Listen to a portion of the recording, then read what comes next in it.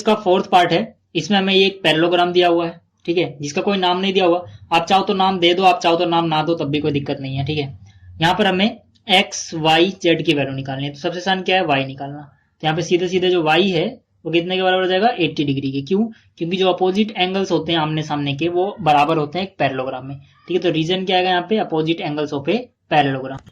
तो रीजन में मैंने लिख दिया opposite angles of a parallelogram are equal, ठीक है। तो यहाँ पे हमें y की जो वैल्यू है वो पता लग गया कि 80 है, ठीक है। इसी तरह से हम x निकाल सकते हैं। क्यों?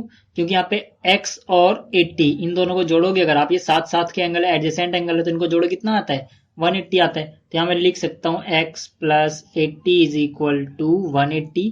रीजन में क्या आएगा, एडजेसेंट एंगल, साथ साथ के एंगल है ऑफ ए पैरेललोग्राम। तो यहाँ पे मैंने रीजन में लिख दिया adjacent angles of a parallelogram have sum of 180 degree. तो यहाँ से x की वैल्यू कितनी आ जाएगी, 180 अपनी जगह रहेगा, प्लस 80 माइनस में जाएगा, यानी कि x की वैल्यू आ जाएगी 100। इसमें से घटाओगे आपको 100 डिग्री मिलेगा। तो यहाँ से x की वैल्यू भी पता लग गई हमें 100 डिग्री।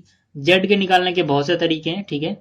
देखिए एक तरीका तो ये है कि ये जो लाइन है इसके पैरेलल है, ठीक है, और इनको ये लाइन काट रही है, तो यानी एक इस तरफ वाला एंगल और एक इस तरफ वाला एंगल, कैसे एंगल होंगे, ये ऑल्टरनेट एंगल। तो अल्टरनेट एंगल जो होते हैं वो बराबर होते हैं, ठीक है। तो y is equal to Z हो जाएगा। यहाँ पे आप लिख लेना ऑल्टरनेट एंगल या इंटरनल ऑल्टरनेट एंगल, मैं शॉर्ट फॉर्म में लिख रहा हूँ इंटरनल ऑल्टरनेट एंगल, आप फुल फॉर्म में लिख लेना, ठीक है। I for internal, A for alternate, A for angle. तो यहाँ से y जो है वो z के बराबर आ गया। y की वैल्यू कितनी है 80, तो z की वैल्यू भी कितनी हो जाएगी 80। z के नीचे ये लिख दो, नहीं तो आप चाहो तो कॉरेस्पॉन्डिंग एंगल से भी निकाल सकते हो। देखिए ये जो लाइन है ये इसके पैरेलल है, तो लाइन के इस लाइन के ऊपर वाला और इस लाइन के ऊपर वाला जो एंगल होता है इनको बोलते हैं कॉरेस्पॉन्डिंग एंगल, वो आपस में बराबर होते हैं, यानी जेड की वैल्यू 80 आएगी, यानी कि जेड की वैल्यू 80 आएगी यहाँ से भी, ठीक है, या फिर यहाँ से निकालो, आपकी मर्जी है। तो ये था इसका पार्ट नंबर 4। अब देखते हैं अगला पार्ट क्या है इसका। अब देखिए जो इसका फिफ्थ पार्ट है, इसमें हमें फिर से एक पैरेललोग्राम दिया हुआ है, यहाँ पे हमें x दिया है, यहाँ पे y दिया है, यहाँ पे z दिया है, और यहाँ 40 डिग्री है और ये 112 डिग्री है। हमें x y z निकालना है। तो सबसे आसान क्या निकालना, y, ठीक है। आप चाहो तो नाम दे दो, ज्यादा आसानी रहती है। बाकी अगर आप नहीं दोगे आप नाम, तब भी कोई दिक्कत नहीं है, बिना नाम के भी हो जाता है ये, बट जब नाम होता है हमारे पास तो ज्यादा आसानी होती है, ठीक है। तो यहाँ पे देखिए आमने सामने की जो एंगल है y कितने के बराबर है, 112 के। यहाँ पे मैं सीधा लिख सकता हूँ कि जो y है वो बराबर है 112 के। रीजन में आप लिख लेना opposite angles of a parallelogram are equal. इतनी बार बता चुका हूं आपको, अब तो आपको पता लगी क्या होगा, ठीक है। इसी तरह से यहाँ पे देखिए जो ट्रायंगल है ए डी सी, इसे मैंने नाम लिखा था ताकि मैं आपको ट्रायंगल दिखा पाऊं। In triangle A D C, यानी कि ए से आप डी पे जाओ और फिर आप सी पे चले जाओ, यानी ये जो ट्रायंगल है इसके तीनों एंगल्स को जोड़ो कितना मिलेगा हमें, 180, ठीक है। तो मैं यहाँ लिख सकता हूँ y प्लस में x प्लस में 40 is equal to 180 degree. Reason आएगा angle sum property of a triangle, यानी कि जो ट्रायंगल के तीनों एंगल्स का सम होता है इंटरनल वाले, उनको जोड़ के 180 आता है। तो y की वैल्यू कितनी आ गई 112, प्लस में x की वैल्यू में निकालनी है, प्लस में कितना है 40, बराबर में कितना आएगा 180। तो 112 में 40 जोड़ोगे 152 आ जाएगा, प्लस में कितना x इज इक्वल टू कितना 180। तो यहाँ से x की वैल्यू कितनी आएगी 180, माइनस में जाएगा 152, ठीक है। तो x की वैल्यू कितनी जाएगी 28, तो x की वैल्यू 28 मिल गई हमें। अब देखिए जो x है, ठीक है, ये x बराबर हो जाएगा z के। क्यों होगा? क्योंकि यहाँ पे जो लाइन AB है वो पैरेलल है CD के, ठीक है। अगर मैं नाम नहीं देता ऐसे तो मैं ऐसे बोलता ये वाली लाइन इसके पैरेलल है, वो उतना अच्छा लगता बोलने में, इसलिए यहाँ पे जो नाम लिखना होता है हमें, ठीक है, हम अपने आप से नाम लिख सकते हैं। तो AB जो है वो CD के पैरेलल है, तो और ये लाइन उसको काट रही है, ठीक है। तो यहाँ से देखिए ये वाला एंगल इंटरनल एंगल है, ऑल्टरनेट इंटरनल एंगल, तो ये दोनों आपस में बराबर हो जाएंगे। तो यानी z is equal to x आ गया, x की वैल्यू कितनी है 28, तो इसकी जगह 28 लिख दिया। तो z की वैल्यू कितनी आ गई 28, ठीक है। यहाँ पे आप लिख लेना इंटरनल ऑल्टरनेट एंगल। तो z पता लग गया। x पर 3.3 का question number 3 and question number 4। और इसके अलावा मैंने जितनी वीडियोस अपलोड की हैं उन सभी का लिंक आपको इस वीडियो के डिस्क्रिप्शन में मिल जाएगा, या फिर यहाँ पर जो आई बटन होता है यहाँ से भी आप उनको देख सकते हैं।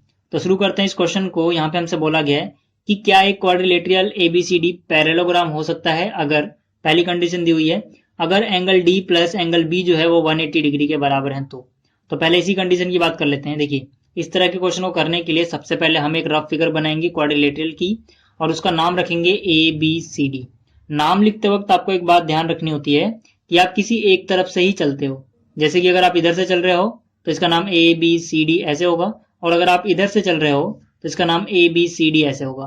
अब कभी ऐसे मत लिखना कि ए यहाँ लिख दिया, बी यहाँ लिख दिया, सी यहाँ लिख दिया, डी यहाँ लिख दिया, ठीक है, ऐसा ऊट पटांग नहीं चलना है आपको। अब बात करते हैं इसकी। देखिए एंगल डी और एंगल बी अगर हम इस फिगर में देखें तो वो आमने सामने वाले एंगल हैं, और इन दोनों को जोड़ के जैसे कि क्वेश्चन में कंडीशन दी हुई है 180 आ रहा है। अब देखिए 180 तो बहुत से एंगल्स को जोड़ के आ सकता है, लेकिन अगर ये पैरेललोग्राम बनाना है हमें इसको, तो उसमें खास बात होती है पैरेललोग्राम में कि आमने सामने के एंगल बराबर होते हैं। अब आमने सामने के एंगल बराबर भी हो और उनको जोड़ के 180 भी आए, ऐसा सिर्फ एक ही केस पॉसिबल है जब ये दोनों एंगल 90-90 हो, ठीक है, 90-90 होंगे मतलब बराबर बराबर है और जोड़ के 180 आ जाएगा। 180 तो हम बहुत से केसेस से ला पाएंगे, लेकिन उन केसेस में वो बराबर बराबर नहीं होंगे, ठीक है। तो इसका मतलब क्या है, देखिए मैं समझाता हूं आपको। मैंने क्या बोला, मैंने ये कहा कि 180 जोड़ के लाना दो एंगल्स को बहुत सारे केसेस में पॉसिबल है। जैसे कि 120 में आप 60 जोड़ दीजिए, मान लीजिए ये 120 डिग्री हो और ये 60 डिग्री हो, तो आंसर कितना आ जाएगा 180 डिग्री। ये 90 डिग्री हो, ये भी 90 डिग्री हो, तब भी आंसर कितना आ जाएगा 180 डिग्री।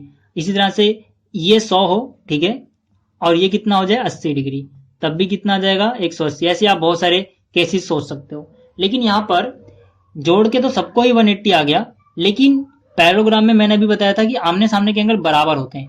तो एक एक करके इनको चेक करते हैं, क्या 180 के बराबर होता है? नहीं। तो जोड़ के 180 आ रहा है, इसके बावजूद भी यहाँ पर पैरेललोग्राम पॉसिबल नहीं है। इसी तरह से 90-90 जोड़ के तो 180 आ रहा है, ठीक है, ये कंडीशन सेटिस्फाई हो रही है। क्या आमने सामने के एंगल बराबर भी हैं? बिल्कुल है, 90-90 के बराबर भी होता है, तो यानी यहाँ पर पैरेललोग्राम पॉसिबल है। और यहाँ पर देखिए फिर से जोड़ के 180 तो आ रहा है, लेकिन क्या ये 120 और ये 60 बराबर होते हैं? नहीं।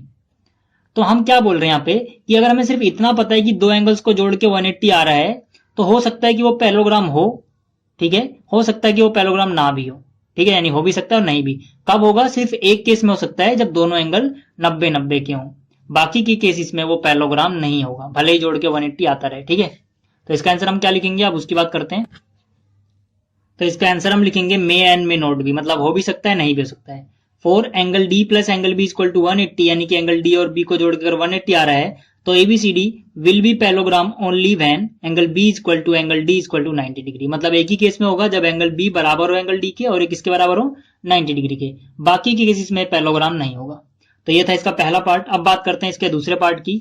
देखिए दूसरे पार्ट में हमसे क्या बोला गया है, दूसरे पार्ट में हमसे बोला गया कि ए बी और डी सी ये दोनों बराबर हैं, और ये किसके बराबर है? 8 सेंटीमीटर के। तो यहाँ पे देखिए ए बी कहाँ है, ये रहा, ठीक है, यहाँ पे मैंने 8 लिख दिया, ठीक है, ये रफ फिगर है ऐसी पता लगाने के लिए, 8 सेंटीमीटर हो गया।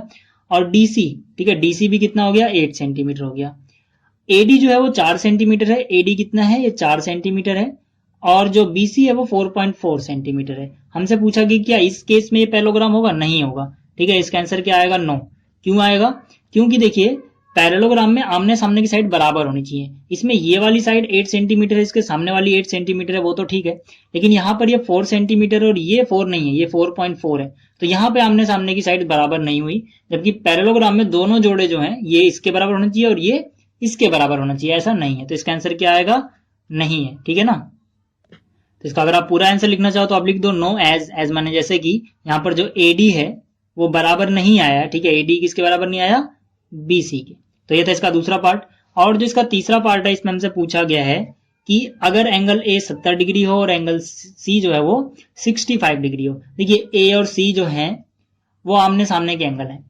पैरेललोग्राम में आमने सामने के एंगल बराबर होने चाहिए, ठीक है, लेकिन यहाँ पर एंगल ए जो है वो बराबर नहीं है एंगल सी के, क्योंकि 65 के बराबर नहीं होगा। तो इसका आंसर क्या है? नो, ऐसा पॉसिबल नहीं है। तो ये था इसका क्वेश्चन नंबर 3। अब बात करते हैं क्वेश्चन नंबर 4 की। अब देखिए जिसका क्वेश्चन नंबर 4 है, यहाँ से बोला गया है draw a rough figure of quadrilateral that is not a parallelogram and has exactly two opposite angles of equal measure. मतलब कि एक क्वाड्रिलेटरल का रफ फिगर हमें बनाना है जो कि पैरेललोग्राम तो नहीं है, लेकिन इसके अपोजिट एंगल्स जो है वो बराबर हैं, ठीक है। तो इसमें सबसे बेस्ट एग्जाम्पल है काइट, ठीक है, आप काइट के बारे में जानते होंगे। काइट में क्या होता है, देखिए जैसे मैंने यहाँ पे ये खींचा, यहाँ पर ये खींचा, और फिर इसको यहाँ पे ऐसे नीचे खींच दिया और यहाँ पे इसको ऐसे, ये बिल्कुल पतंग जैसा दिखता है, इसलिए हम इसे काइट बोलते हैं। इसमें खास बात क्या होती है कि अगर ये साइड है तो ये साइड इसके बराबर होगी और ये साइड जो है वो इसके बराबर होगी। और इसमें देखिए यहाँ पर जो इक्वल साइड है, यहाँ पर जो इक्वल साइड है, अगर आप एक कट वाली एक साइड लो, दो कट वाली एक साइड लो, इनके बीच का जो एंगल आएगा, इसी तरह से इस तरफ जो एक कट वाली साइड है और जो दूसरी कट वाली साइड है, ये जो एंगल आएगा, ये दोनों एंगल्स जो होते हैं ये बराबर होते हैं, ठीक है। तो यहाँ पर आमने सामने के एंगल बराबर होते हैं, लेकिन ये पैरेललोग्राम नहीं है। क्यों नहीं है? क्योंकि पैरेललोग्राम में आमने सामने का जो साइड है वो बराबर होना चाहिए था, लेकिन ये एक कट वाली है, ये दो कट वाली है, तो ये दोनों बराबर नहीं है। इसी तरह से ये दोनों बराबर नहीं है, लेकिन अपोजिट एंगल जो है ये वाला इस वाले के बराबर है। तो इसका सबसे बेस्ट एग्जांपल क्या है? काइट, ठीक है ना। काइट में जैसे जो होता है मैंने आपको बता दिया। अब चाहो तो इसका नाम लिख लो A B C D। यहाँ पर एंगल B जो है वो एंगल D के